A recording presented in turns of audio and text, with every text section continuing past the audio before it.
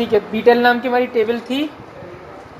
ये बीटेल नाम का हमने टेबल बनाया था जिसमें दो लोगों के नाम लिखे थे, संजय और विजय नाम दो लिखे थे उसमें। ठीक है, लास्ट हमने कहाँ तक पढ़ लिया था, हमने टेबल को बनाना सीख लिया था, क्या क्या टेबल बनाई हमने, जिसमें एक विजार्ड नाम की टेबल है, एक डिज़ाइन नाम की टेबल है। ठीक है, तो फिलहाल हमने एक टेबल को बनाना सीखा था। अभी हम सीखेंगे टेबल में कुछ परिवर्तन करना, कुछ चीज़ों को ऐड करना। ठीक है, अभी जैसे मेरे पास में जो टेबल है वो कौन सी टेबल है, टेबल नंबर 2। सबसे पहले तो मैं इसका नाम चेंज करूंगा। ठीक है, नाम चेंज करने के लिए क्या करेंगे, सबसे पहले ये जो टेबल यहाँ पे बना हुआ है ना, इसको बोलते हैं पेन।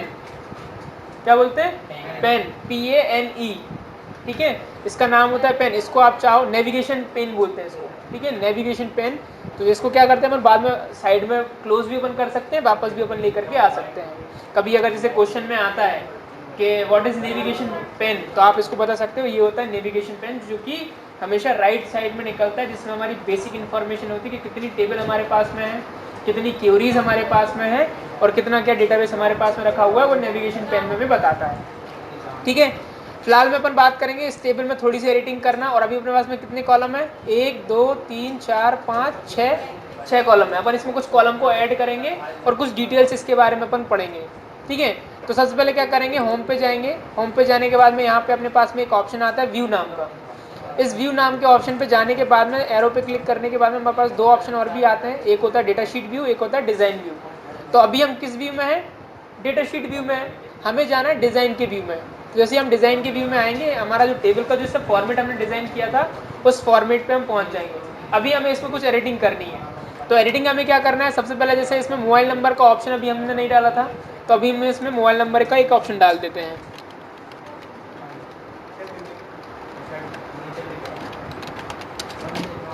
मैंने यहाँ पे मोबाइल नंबर लिखा, मोबाइल नंबर काय में आएगा, नंबर में आएगा, है ना। तो मुझे यहाँ पे क्या करना पड़ेगा, नंबर सिलेक्ट करना पड़ेगा।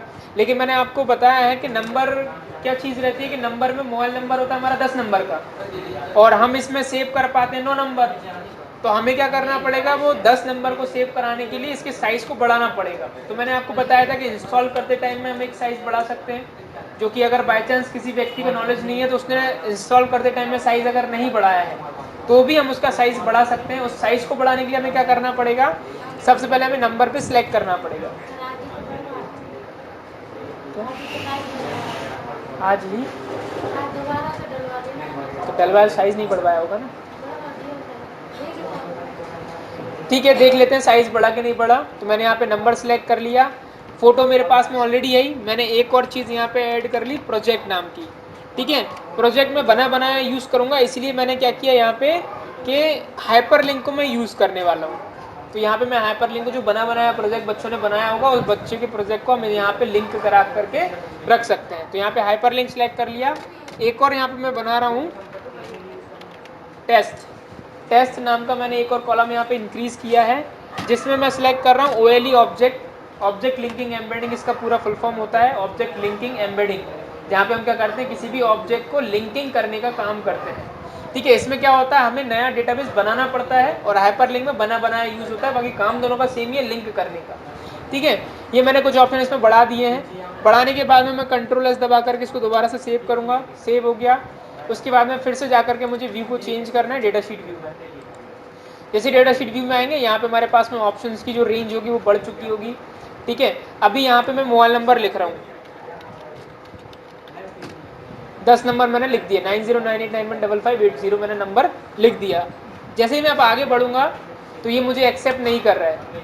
क्यों नहीं कर रहा है, यहाँ पे क्या बता रहा है, रीजन क्या बता रहा था, value enter isn't valid for this field, मतलब कि जो वैल्यू आपने इनपुट की है वो वैलिड नहीं है। नीचे उसका रीजन भी दिया है क्यों वैलिड नहीं है, तो वैलिड दिया, for example you may have entered an text number numerical field और a number that is larger than the field inside setting permit, मतलब कि जो जो उसका नॉर्मल साइज है उस साइज से ज़्यादा साइज के फील्ड साइज को आपने वहाँ पे यूज़ कर लिया, जिसकी वजह से वो एक्सेप्ट वहाँ पे नहीं कर रहा है। तो इसको क्या करेंगे, इसकी फील्ड साइज को बढ़ाने के लिए हमें क्या करना पड़ेगा, यहाँ से फिलहाल तो ओके करो।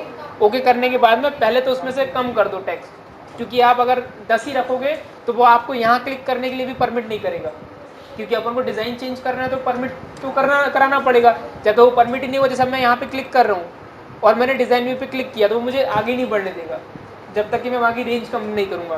तो सबसे पहले मैं क्या करता हूँ, इसको ओके करके मैं यहाँ की रेंज थोड़ा सा कम कर देता हूँ। मैंने 2 डिजिट कम कर दिए, तो 8 डिजिट अभी बचे हैं उसमें। अभी मैं क्या करूँगा, व्यू पे जाऊँगा और डिज़ाइन व्यू पे क्लिक करूँगा, तो चेंज हो गया। चेंज होने के बाद में क्या करना है, मुझे देखना पड़ेगा मोबाइल नंबर कहाँ लिखा है।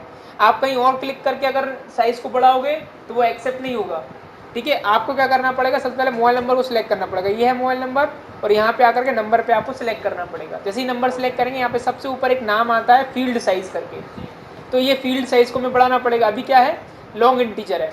अगर आपको साइज कम करना है, जैसे आप चाहते हो सिर्फ 8 डिजिट ही सेव हो, तो आपको क्या करना पड़ेगा, बाइट का यूज़ करना पड़ेगा। तो 8 से ज़्यादा सेव ही नहीं होंगे, क्योंकि 8 बाइट होते हैं तब जाकर के एक बिट बनता है। सॉरी, एक हमारा एक बाइट का जो 8 बिट होती है उससे हमारा एक कोड बनता है। जैसे आप लोगों ने हाइपरलिंक, जो मैंने हाइपर टेक्स्ट द्वारा पढ़ाया था, जो जिसमें हमने हेक्साडेसिमल नंबर का कन्वर्जन पढ़ा था, जिन लोगों ने पढ़ा होगा उनको याद होगा। वहाँ पे हम 4 बाइट्स के हम कोड जनरेट करते हैं। जहाँ पे हम कन्वर्जन पढ़ेंगे उसमें आपको समझ में आएगा। तो वहाँ पे क्या रहता है, बाइट यूज़ होते हैं। तो यहाँ पे आप सिर्फ 8 कैरेक्टर का यूज़ कर सकते हो, क्योंकि 8 बाइट्स होती हैं। 9 के लिए इंटीजर करेंगे, लॉन्ग इंटीजर के लिए एक साइज और बढ़ जाता है, 9 हो जाएंगे, ठीक है। सिंगल में रेंज थोड़ी सी कम हो जाती है, 9 तक, 9.5, या जो छोटे नंबर होते हैं उनको आप एक्सेप्ट करा सकते हो। छोटा नंबर कौन सा, 1 1 1 1 1 1 9-10 बार आप लिख सकते हो। तो 1 1 तो 9-10 बार एक्सेप्ट कर लेगा, लेकिन जैसे 9 9 9 बार 10 बार लिखोगे तो नहीं एक्सेप्ट करेगा, क्योंकि 9 बड़ा नंबर होता है, साइज बढ़ जाता है उसका, ठीक है। डबल में थोड़ा सा और साइज बढ़ जाता है। आपको करना है डेसिमल। डेसिमल में क्या होता है, आप 16 तक का ले जा सकते हो, 16 तक, 256 तक, 99 तक, ऐसे करके आप आराम से कोई भी डिजिट वहाँ पे यूज़ कर सकते हो। तो डेसिमल में मैंने क्या किया, डेसिमल मैंने सेलेक्ट किया। डेसिमल सेलेक्ट करने के बाद में यहाँ से मैं इसको कंट्रोल एस कर दूंगा। कंट्रोल एस से सेव हो गया। वापस से जाऊँगा व्यू पे, डेटा शीट व्यू पे क्लिक करूँगा। अभी मोबाइल नंबर मैंने 8 नंबर लिखे थे, मैं यहाँ पे आकर के 10 नंबर कर देता हूँ। 1 मिनट,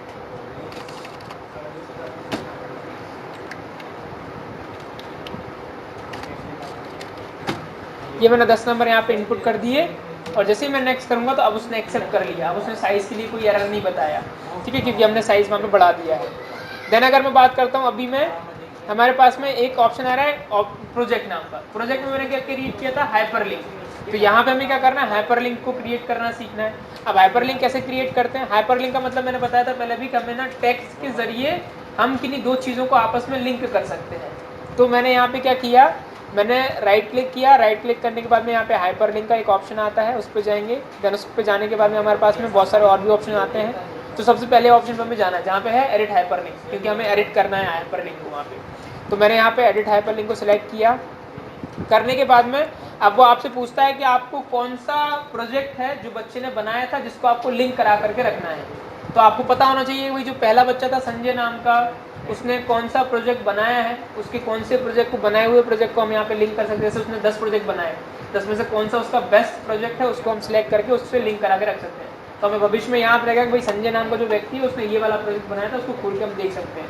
या किसी को दिखाना है कि हमारे यहाँ का बच्चा है, उसने ये प्रोजेक्ट बनाया था, तो हम उसकी लिंक पे क्लिक करेंगे, उसको पता चल जाएगा कि संजय ने ये वाला प्रोजेक्ट बनाया था। तो यहाँ पे क्या करेंगे, प्रोजेक्ट हो, चाहे इमेज हो, चाहे वीडियो हो, चाहे ऑडियो हो, आप किसी भी चीज़ को यहाँ पे लिंक करा करके रख सकते हो। तो मैं यहाँ पे कोई चीज़ सिलेक्ट कर लेते हैं अपन।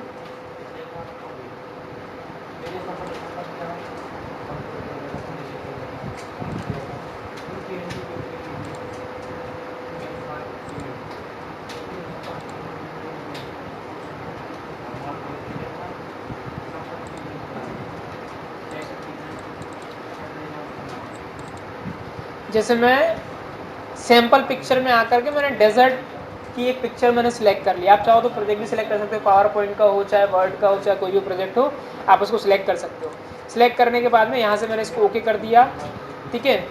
ओके करके ये पूछ रहा है, do you want to change the colour scheme and improve performance. तो इसमें कुछ भी नहीं करना, ये सिर्फ आप नोटिफिकेशन के लिए है। यहाँ पे अपन जैसे क्लिक करेंगे तो यहाँ पे हमारा जो लिंकिंग है वो कंप्लीट हो चुकी है, ठीक है। और अभी कैसा कलर आ रहा है, ब्लू कलर आ रहा है। जब तक ब्लू कलर आता है इसका मतलब है कि आपने अभी तक लिंकिंग को ओपन करके नहीं देखा है। अगर आपको इसको ओपन करके देखना है या ओपन करके आप जब देख लोगे तो इसका कलर ऑटोमेटिकली चेंज हो जाएगा, ठीक है। अब अगर इसको अपन को देखना है कि क्या प्रोजेक्ट बनाया है उसने या उसका क्या प्रोजेक्ट है, तो अपन उस पर क्या करेंगे, क्लिक करेंगे। क्लिक करने के बाद में हमारे पास में जो प्रोजेक्ट उन्होंने बनाया होगा वो हमारे पास में आ जाएगा। तो ये है प्रोजेक्ट, जो भी उन्होंने प्रोजेक्ट बनाया था वो प्रोजेक्ट हमारे सामने आ जाएगा। इसकी सेटिंग अभी थोड़ा सा डिफ़ॉल्ट जो प्रोग्राम है वो इंटरनेट करके रखा है किसी ने। जैसे हमारे पास में इमेज देखने के लिए कौन कौन से सॉफ्टवेयर्स होते हैं, इमेज रीडर होता है, ठीक है। उसके बाद में विंडोज़ होता है, विंडोज़ का एक डिफ़ॉल्ट सॉफ्टवेयर आता है, मीडिया प्लेयर जिसको बोलते हैं, उसमें आ सकता है। लेकिन यहाँ पे इंटरनेट है इसलिए यहाँ पे शो ऑफ नहीं कर रहा है, नहीं तो हमें पता चल जाता वहाँ पे, ठीक है। तो अभी जब इसका कलर आप देखोगे तो यहाँ पे आपका जो कलर है वो वॉलेट कलर का हो चुका है, ठीक है, क्योंकि वहाँ पे हमने इसको ओपन करके देख लिया। इस तरीके से हम हाइपरलिंक क्रिएट कर सकते हैं। टेस्ट में मैंने लिखा था कि हमें एक नया प्रोजेक्ट बनाना है, तो नए प्रोजेक्ट को बनाने के लिए हम क्या करेंगे, राइट क्लिक करेंगे। राइट क्लिक करने के बाद में यहाँ पे आता है इंसर्ट ऑब्जेक्ट। जैसे इंसर्ट ऑब्जेक्ट क्लिक करोगे आपसे वो सबसे पहले पूछेगा कि आप कौन से प्रकार के सॉफ्टवेयर में अपना प्रोजेक्ट बनाने वाले हो। तो यहाँ पे हम पहले सॉफ्टवेयर को सिलेक्ट करेंगे। भाई आपको अगर फोटोशॉप का कोई सॉफ्टवेयर बनाना है तो फोटोशॉप पे आप जाओ, कोई आपको बिटमैप इमेज बनाना है तो वो आप यहाँ पे जा सकते हो। तो इनमें से कोई भी जो भी सॉफ्टवेयर आपको ज़रूरत है, जिस सॉफ्टवेयर में आप अपना प्रेजेंटेशन या कुछ भी बनाने वाले हो, उसको यहाँ पे सिलेक्ट करना है। तो मैं जैसे बिटमैप का यूज़ करने वाला हूँ। बिटमैप पे मुझे कोई इमेज बनानी है, या मैंने एक पेंटिंग कंपटीशन रखा है जिसमें कुछ बच्चों ने भागीदारी ली है अपनी, तो उन्होंने क्या क्या पेंटिंग बनाई है या क्या क्या पेंटिंग वो बना रहे हैं, मैं उनका ऑनलाइन टेस्ट के माध्यम से मैं यहाँ पे उनको बोल रहा हूँ कि भाई आप आओ, बिटमैप इमेज आप सिलेक्ट करो और यहाँ पे अपना इमेज जो है वो बनाओ। बना करके जैसे आप उसको क्लोज करोगे वो ऑटोमेटिकली सेव हो जाएगी। तो मैंने यहाँ पे क्या किया, बिटमैप इमेज को मैंने सिलेक्ट किया और ओके कर दिया। जैसे ही ओके करेंगे तो हमारा बिटमैप यहाँ पे ओपन हो जाएगा। हो गया बिटमैप ओपन। अब बिटमैप ओपन होने के बाद में इसमें कोई भी व्यक्ति अपनी कोई भी पिक्चर को डिज़ाइन कर सकता है, कोई भी प्रोजेक्ट अपना बना सकता है। जैसे फिलहाल में मैंने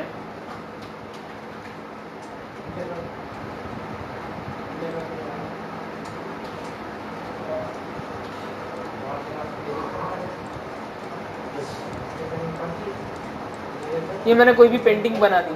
बनाने के बाद में इसको सेव करने की ज़रूरत नहीं है, इसको आप डायरेक्टली क्लोज कर देंगे तो यहाँ पे आपका बिटमैप इमेज में जो भी प्रोजेक्ट आपने बनाया होगा वो आ जाएगा। अब इसको देखना है कि हमने ये जो व्यक्ति है इसने कौन सा प्रोजेक्ट बनाया था। हम इस पर क्या करेंगे, क्लिक करेंगे, राइट क्लिक करेंगे और यहाँ पे लिखा है बिटमैप इमेज ऑब्जेक्ट, मतलब बिटमैप का ऑब्जेक्ट हमने यहाँ पे क्रिएट किया है। जैसे इस पे जाएंगे यहाँ पे 3 ऑप्शन आ रहे हैं हमारे पास में, एडिट, ओपन और कन्वर्ट। एडिट में आपको अगर उस प्रोजेक्ट में कुछ एडिटिंग करना है तो आप वो स्टार वैसा जो बनाया था मैंने उसमें आप जाकर के चेंजेस कर सकते हो। ओपन करके देखेंगे तो ओपन में सिंपल ओपन हो जाएगा क्या प्रोजेक्ट हमने बनाया था। कन्वर्ट में अगर वो बिटमैप के प्रोजेक्ट को हमें किसी और चीज़ में कन्वर्ट करना है, वर्ड में कन्वर्ट करना है, पावर पॉइंट में कन्वर्ट करना है, जिसमें भी करना है उसमें हम कन्वर्ट कर सकते हैं। तो फिलहाल मैं ओपन कर रहा हूँ। जैसे मैं ओपन करूंगा तो यहाँ पे जो प्रोजेक्ट मैंने बनाया था वो मेरे सामने आ जाएगा कि भाई हाँ ये व्यक्ति ने ये वाला प्रोजेक्ट बनाया था। तो इस तरीके से हम उसको सेव करके रख सकते हैं हर एक व्यक्ति के लिए, ठीक है। देन उसके बाद में टेबल में एक थोड़ी सी चीज़ और पढ़ाने वाली है मेरे लिए अभी फिलहाल।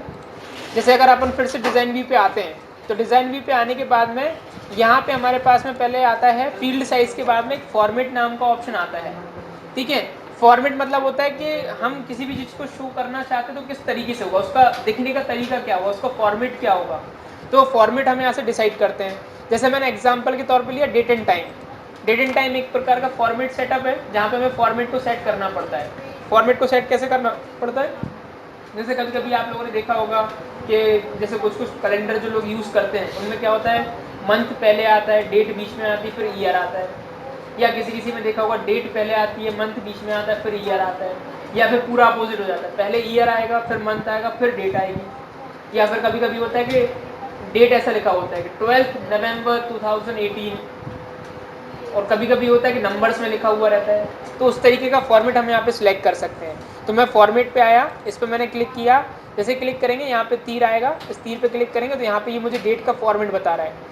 अगर आप जनरल डेट वाला फॉर्मेट आप यूज़ करोगे तो इसमें डेट भी बताएगा और टाइम भी बताएगा कि भाई आपने जो एडिटिंग की है वो कितने समय पे आपने की थी, कितनी तारीख को आपने किया था, तो वो बता देगा भाई 12 तारीख 11वां महीना 2015 5:34 पे आपने किया था, ठीक है। उसके बाद में अगर आपको लॉन्ग डेट चाहिए, लॉन्ग डेट में क्या होगा, दिन भी बताएगा।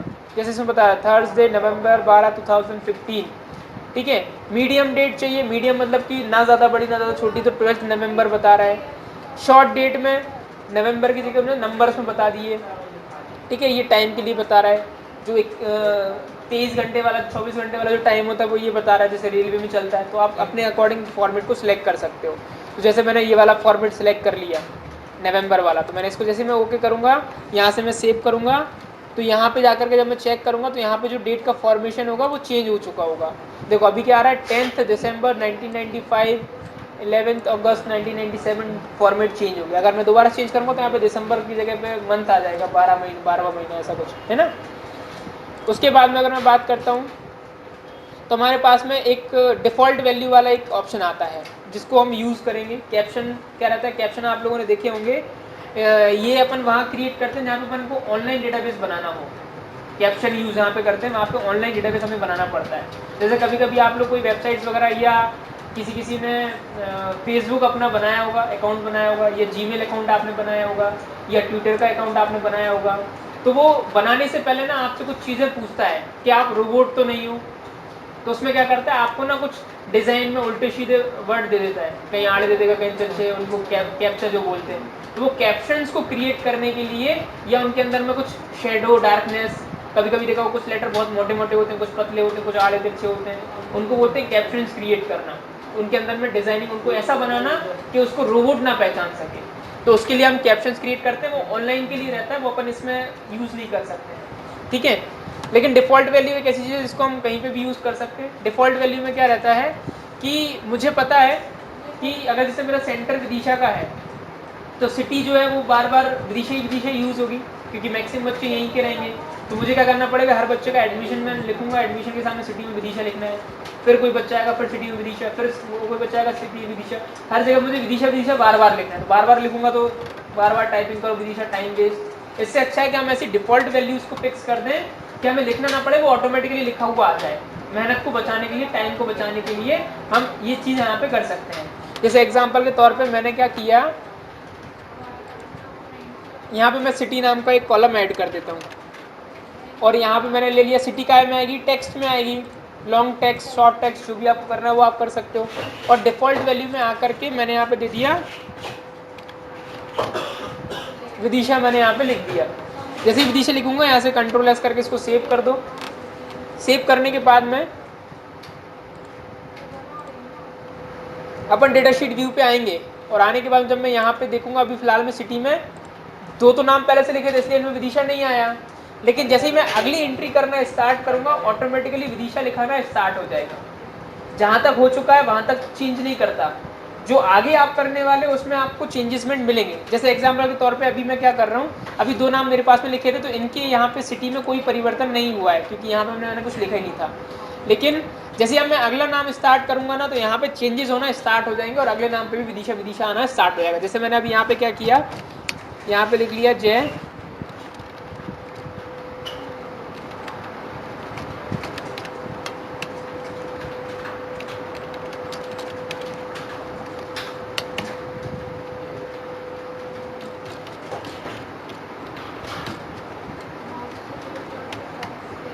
विदिशा आ गया, ऑटोमेटिकली मैंने नहीं लिखा।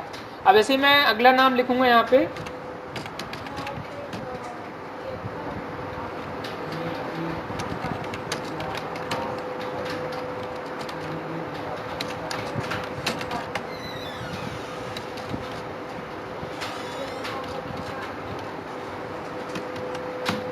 ठीक है। देखो यहाँ पे विदिशा आ गया, तो यहाँ पे मैंने विदिशा लिखा नहीं, लेकिन ऑटोमेटिकली विदिशा आना स्टार्ट हो गया। लेकिन मैं चाहता हूँ कि नेक्स्ट नाम जब भी आए तो विदिशा वाले लोग खत्म हो गए, अभी भोपाल वाले लोग चाहिए, भोपाल वाले लोग आ रहे हैं एडमिशन के लिए। तो मुझे पता है भोपाल मुझे बार बार लिखना है, तो मुझे क्या करना पड़ेगा, दोबारा से डिज़ाइन व्यू पे जाना पड़ेगा, और यहाँ पे टेक्स्ट पे सिलेक्ट करके विदिशा की जगह मुझे चेंज करके क्या लिखना पड़ेगा, भोपाल। तो नेक्स्ट टाइम से क्या होगा, रिपीटेशन किसका होगा, भोपाल का होगा, विदिशा नहीं लिखाएगा फिर बाद में। हाँ, लेकिन जितनी जगह पे विदिशा लिखा चुका है ना उसमें कोई परिवर्तन नहीं होगा, वो जैसा लिखा है वैसा लिखा रहेगा। नेक्स्ट लाइन से जो होगा उसमें परिवर्तन होना स्टार्ट हो जाएगा। कभी गलती से विदिशा भोपाल लिखना है, विदिशा लिख दिया, फिर चेंज करना हो, चेंज कर दो, वही वाले उससे भी चेंज कर सकते हो। या फिर आप जैसे वर्ड में यूज़ करते हो कि आपने 50 जगह पे भोपाल लिख दिया, जबकि उन 50 जगह पे विदिशा होना चाहिए, तो आप रिप्लेसमेंट का जो ऑप्शन होता है आप वहाँ से भी कर सकते हो।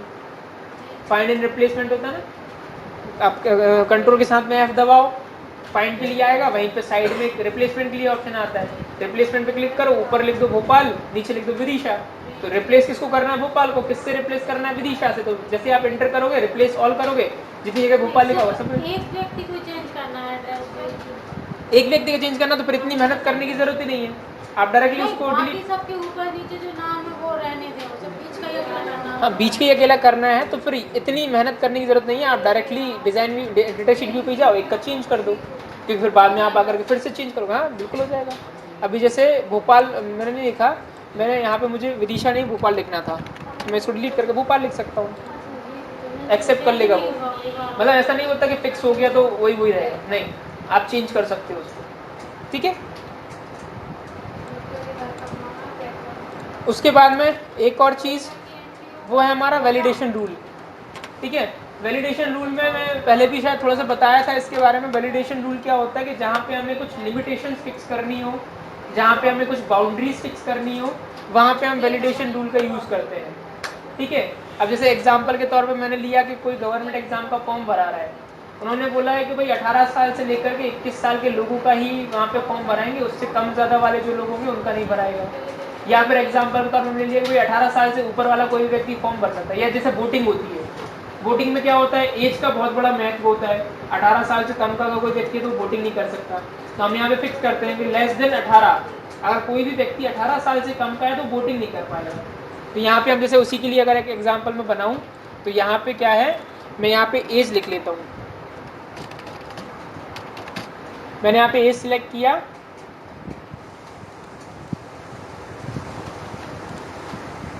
एज सिलेक्ट करके मैंने यहाँ पे क्या कर लिया, नंबर सिलेक्ट कर लिया, क्योंकि एज नंबर में ही आएगी। और नंबर में आने के बाद में मैंने यहाँ पे क्या किया, डेटा वैलिडेशन रूल में जाकर के मैंने यहाँ पे लिख लिया, मैंने लेस देन कम एक्सेप्ट कर पाएगा, ज़्यादा एक्सेप्ट नहीं करेगा, तो अपन को सिंबल को चेंज करना पड़ेगा, कंट्रोल एस दबाना पड़ेगा, डालेगा वो, लेकिन वो एक्सेप्ट ही नहीं करेगा। तो उसको रीज़न भी पता चलना चाहिए कि क्यों एक्सेप्ट नहीं कर रहा है। तो जो रीज़न वाली जो चीज़ होती है वो हम नीचे डालते हैं, जहाँ पे लिखा रहता है वैलिडेशन टेक्स्ट, ऊपर लगेगा वैलिडेशन रूल। रूल लगाने के बाद में हमें बताना पड़ेगा कि भाई वो एक्सेप्ट क्यों नहीं कर रहा है। तो एक्सेप्ट नहीं कर रहा है तो यहाँ पे मैं लिख देता हूँ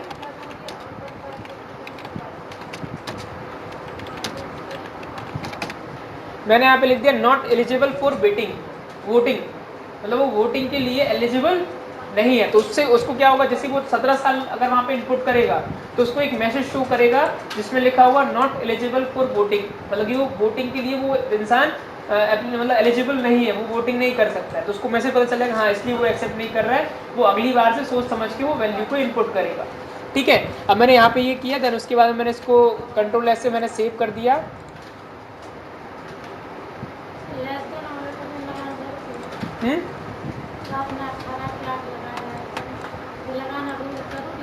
बिल्कुल ज़रूरी है, अगर आप इसको नहीं लगाओगे तो फिर वो ठीक है। जैसे अगर इसके मुझे फॉर्मूले वगैरह अगर देखना है तो मैं यहाँ से F1 प्रेस करूँगा,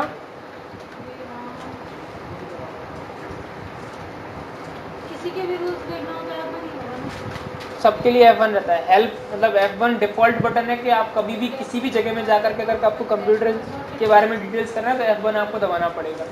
ठीक है, अब अपन को पता क्या करना है वैलिडेशन रूल के बारे में। तो आप जैसे थोड़ा सा नीचे आओगे, यहाँ पे वैलिडेशन करके ऑप्शंस दिए होंगे,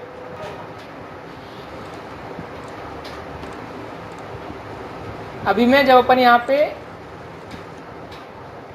17 लिखेंगे तो वो एक्सेप्ट नहीं करेगा, और एक्सेप्ट नहीं करेगा तो क्या बताएगा, नॉट एलिजिबल फॉर वोटिंग, मतलब वो वोटिंग के लिए वो एलिजिबल नहीं है।